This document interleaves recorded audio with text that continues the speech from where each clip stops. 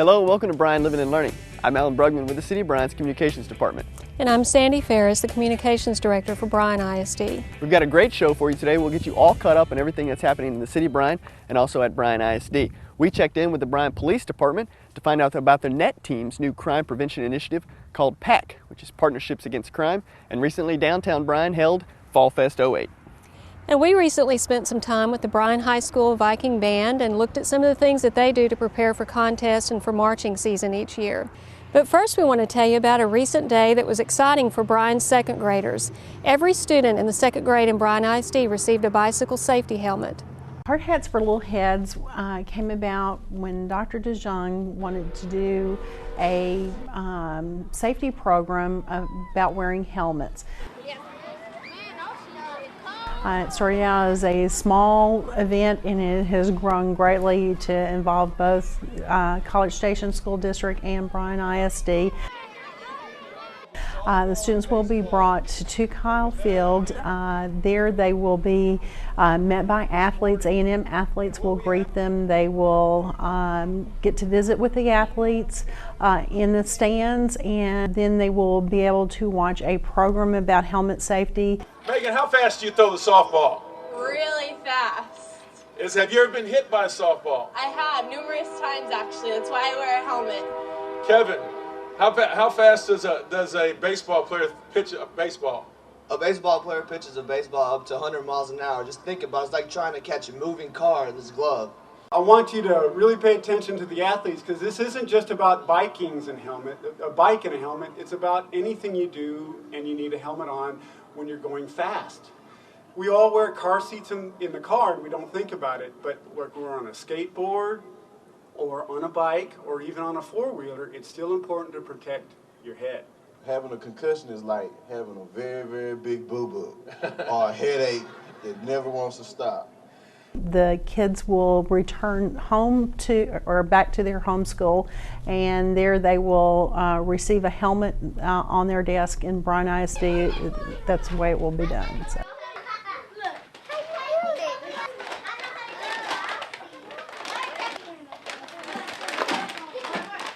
I think the students don't realize how needy the helmets are and exactly what, they see it more as a decoration instead of a protection. Well, it looks like Christmas came early for a bunch of those kids who got those helmets. It really did. They were so excited, and we want to say thank you again to State Farm for helping to purchase those helmets. Well, to stay with our safety theme, recently the Bryan Police Department, whose NET team, has launched a new crime prevention initiative called PAC. That stands for Partnerships Against Crime. Now, the partnership is with local area home builders who are working with the police department to construct new homes that are safer for residents.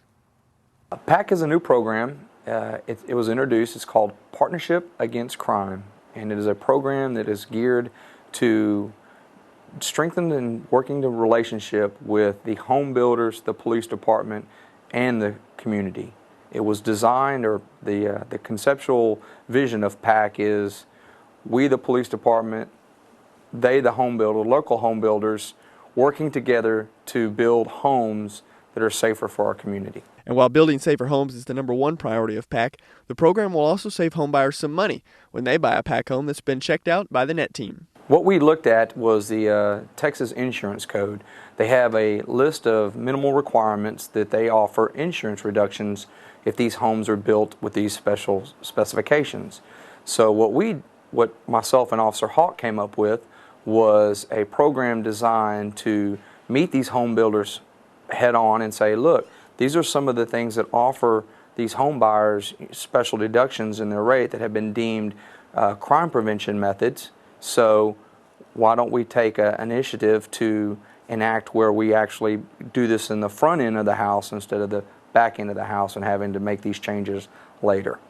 If all the safety standards are met on a new home, the discount on home insurance premiums could reach as high as 20%, and there are a number of safety standards that the NET team officers will be looking for when they inspect a home. Some of the examples would be 3-inch screws in the actual door, a 1-inch throw on the deadbolt.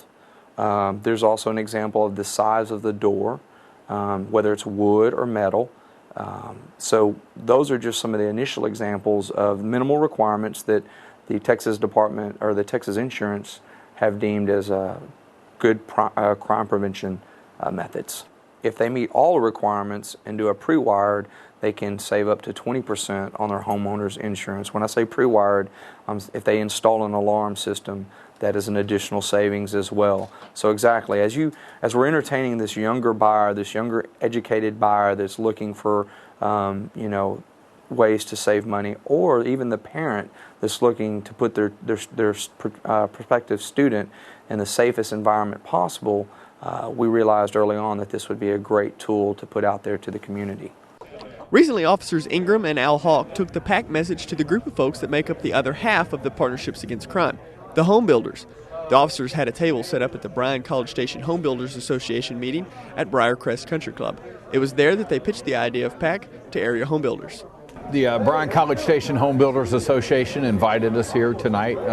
We presented this program to them at their monthly meeting, their monthly board meeting. They really liked the program, and they thought it would be a good opportunity to get it out to all of the home builders. And both officers told any and all home builders that approached their table about the new program. Also, if it's something that you're interested, all of our builders are going to be featured on our website as PAC Builders. So you'll have your name out on our website. We're trying to get these signs in with an 18 by 24 sign that basically will set in the yard so you can advertise you're building a PAC home. What our goal is when you sell a home and it's a PAC home, we want you to notify us. We're the neighborhood enforcement team. We want you to notify us. We will come to the closing. But before we come to the closing on the house, we're going to go ahead and do their home inspection. And there are plenty of incentives for the home builders to buy into the PAC program. The benefits for the home builder is obviously if they sign on to this program, they get to use our PAC logo, which is a Partnership Against Crime. We'll also put their information on our website so that other people can identify what home builders are building these homes that meet these minimum requirements. We're also going to provide them with an emblem at the end for the home itself that shows that that home is a PAC home. Home Builders Association President Keith Ellis was one of many who was impressed with the program. We're excited about Bryan Police Department being proactive in fighting crime and also helping our homeowners across the city by offering them, letting them know about discounts if they do certain things to their houses. So it's a great program to get information out to homeowners and to builders so we can build safer houses, more secure houses, and homeowners can get discounts. And he said he'd love to become a partner on the Crime Prevention Initiative. Why not? It's a win-win situation. We get the information on how to make houses safer with deadbolts and alarms, and that information is put into the houses so that they are built better, and then the homeowners can get discounts on their insurance. While the goal is to make safer homes and save homebuyers some money, the PAC Home program also has a great side effect for the police department. One of the benefits to the Bryan Police Department is not only does it benefit us in the number of lowering the number of crime victims, but it also benefits the city of Bryan in having safer neighborhoods. And so safer neighborhoods with the reduction of crime, we all benefit from that. If you're interested in finding out some more information about PAC, you can always contact your NET team member or just log online. All this information can be found on our City of Bryan's website. All you have to do is click on the PAC logo and you will see all the information. It'll also show how the homes are being built along with the home builders that have signed on to start building these homes in the PAC method. City of Bryan leaders are always encouraging everyone in our community to volunteer, and that's the message that several middle schoolers got at Youth Summit Day. Hundreds of local middle schoolers crammed into the main worship room at the A&M Church of Christ as the Youth Summit Day came to a close. It was a day-long program for students from Davila Middle School, Stephen F. Austin Middle School, and 2 College Station Middle Schools. The event, which was sponsored by the local Family of Promise Board, is a program that encourages youth to be better and more productive citizens. During the morning session, students found out about healthy nutrition, financial skills, and heard talks from local professionals about their jobs. At the end of the program, all the students came together to hear some motivational talks from community leaders. And all those talks were geared towards motivating those students to volunteer and help out in our community. Current Bryan City Councilmember Ben Hardeman told the students how he first got into volunteering with our community. If I hadn't stepped forward, would anybody? And if leadership process had not been organized by the chamber and developed to organizing these other leadership programs, where would our community be today? I only spent 6 hours in preparing the presentation. Then other people volunteered to take responsibility for meetings about specific topics in the community. So remember, one little action on your part can lead to years of community improvement. So don't be afraid to raise your hand. Thank you. And Bryan Superintendent Mike Cargill told the middle schoolers why it's so important to help others in need. When I was your age, when I was young, and maybe younger than a lot of you, I really wanted to be rich. How many here would really like to be rich? Right here. Okay, all right.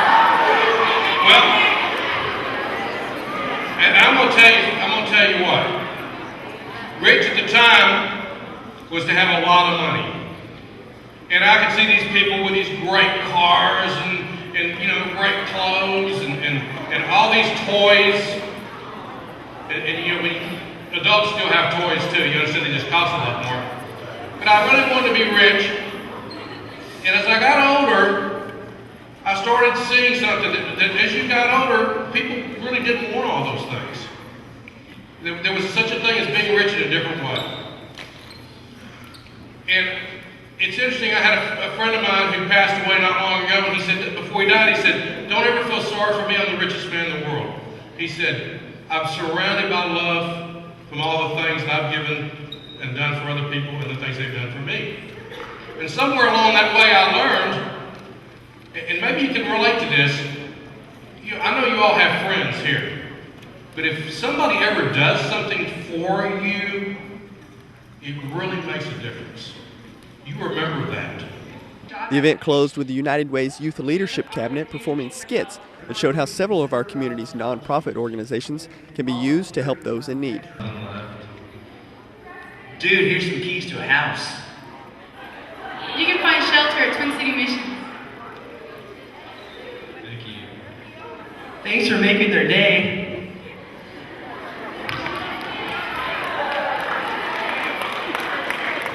This year's Youth Summit Day was the third annual collaboration between the cities of Bryan and College Station and the two school districts. In an effort to pitch downtown, the city of Bryan decided to host a college night for students from Texas A&M and Blinn College. Originally, it was planned for several weeks ago. Hurricane Ike changed those plans, but just recently, college night went off without a hitch.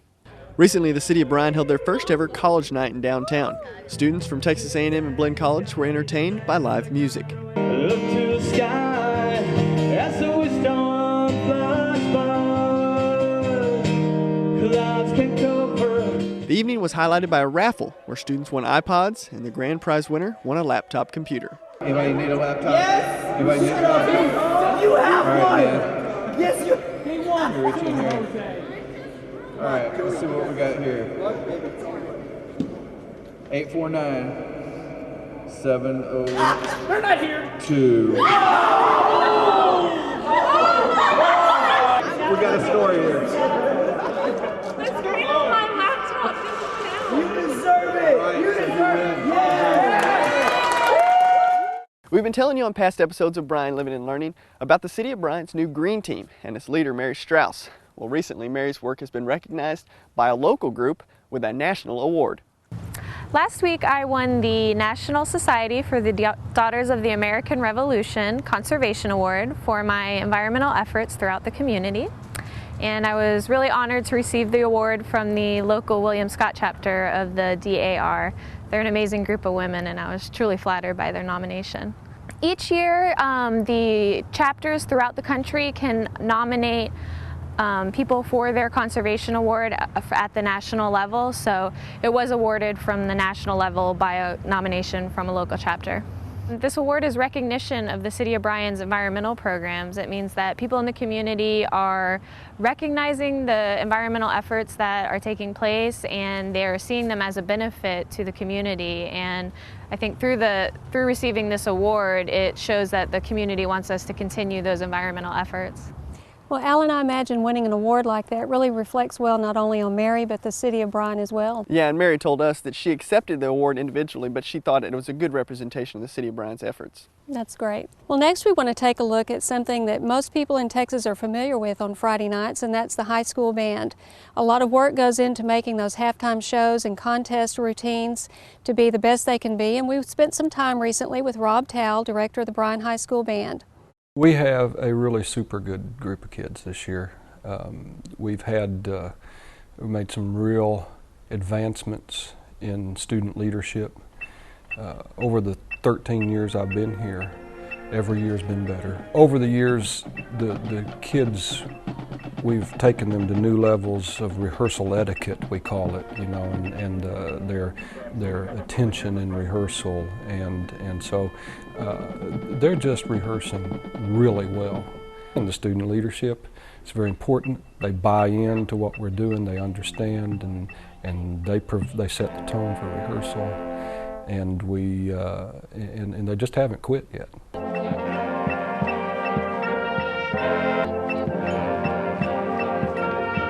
A lot of times people ask us, you know, how do you pick your show? And we just say, well, we just pick music we like. What are you going to play this year? Stuff we like.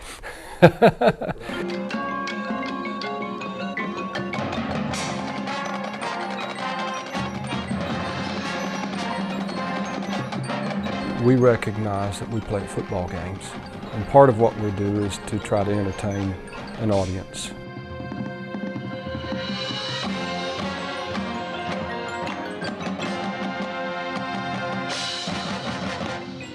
We want to make the music accessible, singable if possible, something that people will be thinking in their head a little bit, and you know, so that's the first consideration. The second consideration for us is the music of quality enough that first of all we can stand to hear it.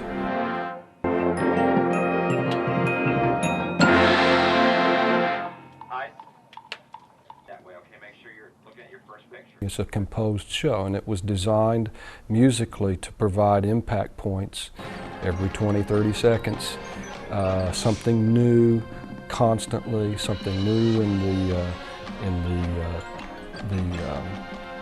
construction of the piece, the way the orchestration, combinations of instruments are playing, the mood of the music, the tempo even. Something new every 20-30 seconds, because that's kind of a proven formula for entertaining people.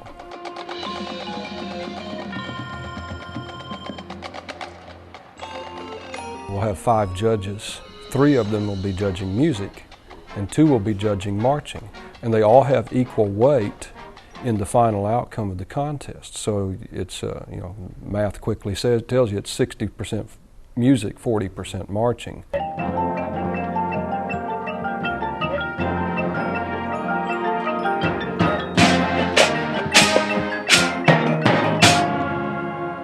It's impossible, I think, to watch a marching band and separate the 2 elements, though.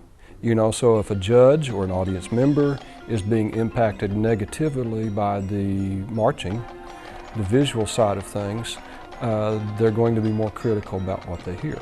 Vice versa too, you know, if the music is sloppy, then the visual's probably going to be sloppy and perhaps, you know, viewed more critically. And so we spend a great deal of time working on both.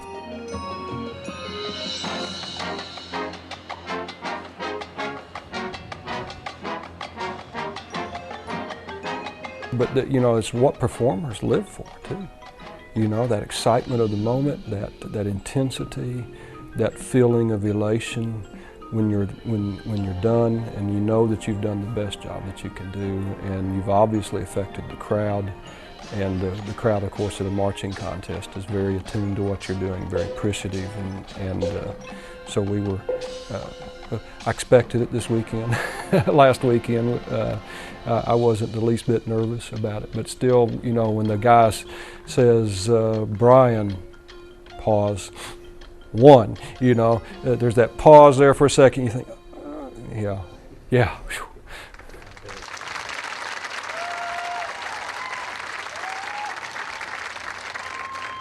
I'm most proud of the way the kids continue to want to work hard.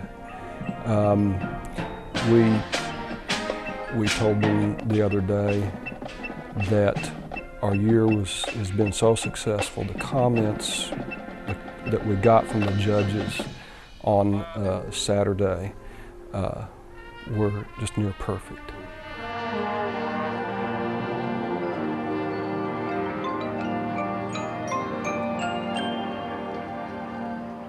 The preponderance of what was performed was so good that they were just gushing with positive things to say, and so, you know, we told the kids, you know, that typically what seems to happen at this point in time is we just kind of, okay, we made our one, you know, and now everything else is just for fun, and there's a kind of a letdown, and we weren't going to let that happen.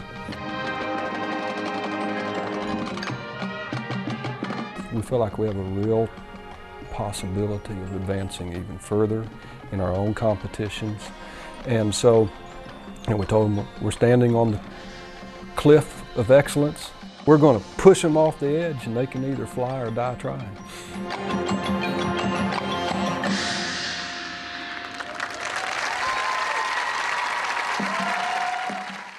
Well, you can tell the hard work from that band members has really paid off. I've been to a couple Bryan Viking games this year, and I love watching the halftime shows. They do a great job, and congratulations again to the band and the directors on their success. Well, we go from a marching band to a walking event. Recently, the city of Bryan participated in Heart Walk 2008, and it was held at A&M's Research Park. Heart disease and strokes are the #1 and #3 killers in the United States. Partly because of that, the city of Bryan takes the annual Heart Walk very seriously. The event, which is put on by the American Heart Association, was held locally at Texas A&M's Research Park, and the city of Bryan had a team led by the police department's Jason James. All right, y'all ready to get walking? All right, my name is Jason James. I'm the public information officer for the Bryan Police Department, and I have some late breaking news. It says more money has come in. We're now in a dead heat for first place between the U.S. Post Office and Annette Doe. So I guess that would be the post office. Each walker receives pledges from family, friends, and acquaintances, and all the proceeds go towards fighting heart-related illnesses. The event is extra special for some walkers who have survived heart disease. They were highlighted at the walk by wearing red caps. I speak for all of myself and all of us, and we are very thankful to be here. Thank y'all for being here too. Several City of Bryan employees turned out for the walk, and even those who couldn't make it could still help out by donating money beforehand. Among all the teams walking at A&M's Research Park, Bryan employees gave the most, amassing over $2,600 for the cause. In all, the Brazos County Heart Walk raised over $28,000 during the event. The main goal of Heart Walk 2008 is to help raise money to help prevent heart disease. The City of Bryan says even if you didn't make it out to the Heart Walk event, you can still do your part to help prevent heart disease by walking every day. Well, the temperature is getting cooler, which means that fall is here. And recently, downtown Bryan got the season kicked off with Fall Fest 08. Well, today is Fall Fest and Pumpkin Walk. With our partnership with the City of Bryan, we provide children's activities and for children of all ages. We have bouncers, and we have a haunted house. We have educational activities with our Dr. Seuss theme, and games and prizes, and a pumpkin walk. The City of Bryan Parks and Recreation took pumpkins out to both Bryan and College Station elementary schools, and the children were able to decorate them with the Dr. Seuss theme and enter them into our pumpkin contest.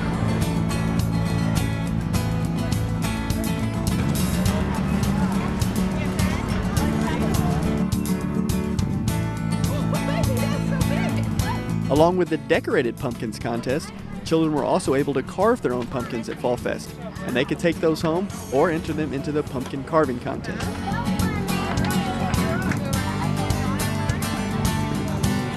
Categories included scariest, happiest, and themed.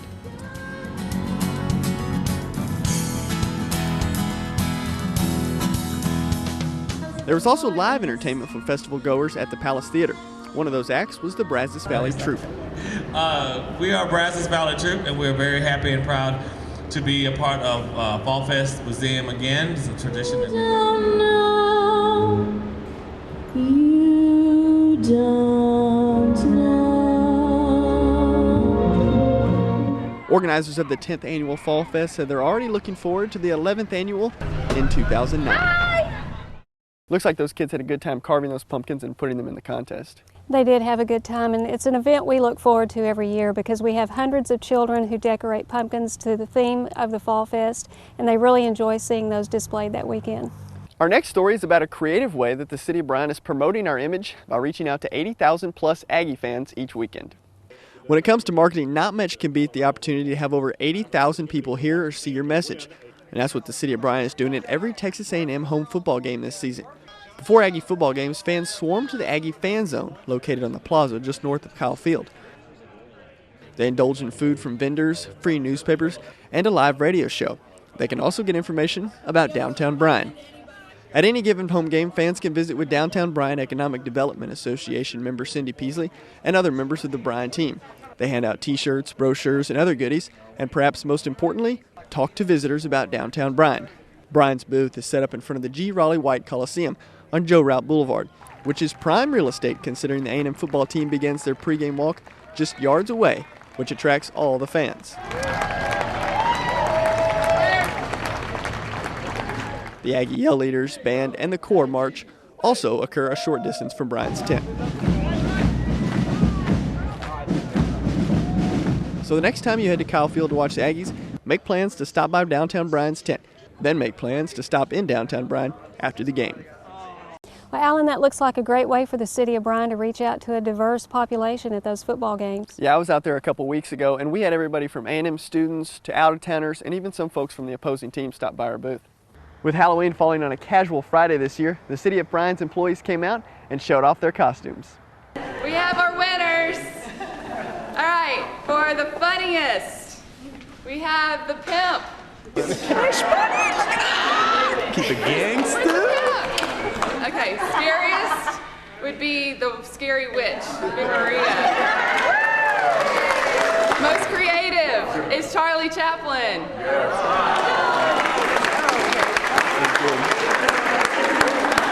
Can I have a drum roll, please? Okay. Woo! Would be the third floor finance witches.